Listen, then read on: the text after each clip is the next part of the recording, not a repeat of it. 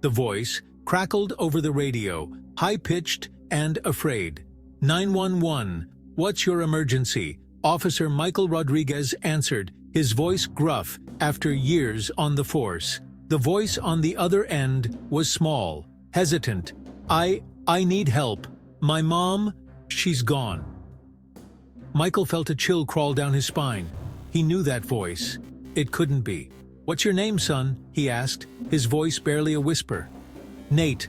The voice trembled. Nate Miller. Michael's blood ran cold. Nate, his son. The son he hadn't seen in years. The son the courts had kept from him. A wave of nausea washed over him. He gripped the steering wheel, knuckles white. He had to get to Nate. Now. The address Nate gave was in the worst part of town. Boarded-up windows and graffiti-covered walls greeted him. He jumped out of his patrol car, adrenaline pumping.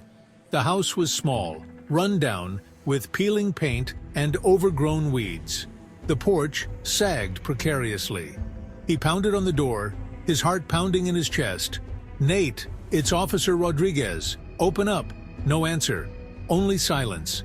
A terrifying silence. He tried the doorknob. It turned, unlocked.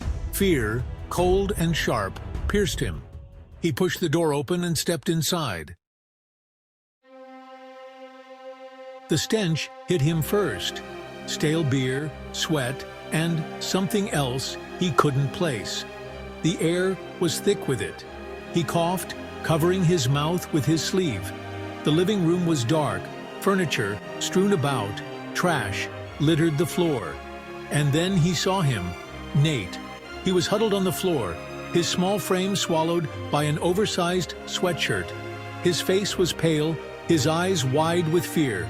Nate, Michael whispered, his voice thick with emotion.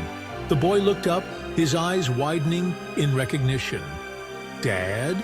He croaked, his voice raspy. Michael crossed the room in 3 long strides and knelt before his son.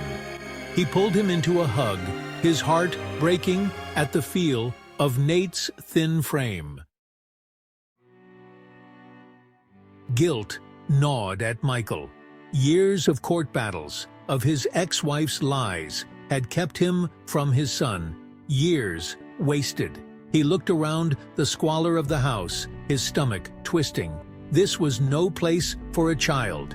He gently brushed Nate's hair back from his forehead. "Where's your mom, son?" he asked, his voice soft. Nate's lower lip trembled. "She's been gone for days," he whispered. "I tried to wake her up, but she wouldn't." Michael's heart sank. He knew what that meant. He checked for a pulse, but it was no use. She was gone. He closed her eyes and said a silent prayer. He had failed as a husband, but he wouldn't fail as a father. Not again. He scooped Nate into his arms. "It's okay, son," he murmured. "I'm here now. I'm not leaving you." Nate clung to him, burying his face in Michael's neck. As Michael carried him out of the house, past the flashing lights of the arriving paramedics and police cars, he made a silent vow. He would fight for Nate. He would make sure his son never spent another night in fear. He would make things right. This time, nothing would stand in his way.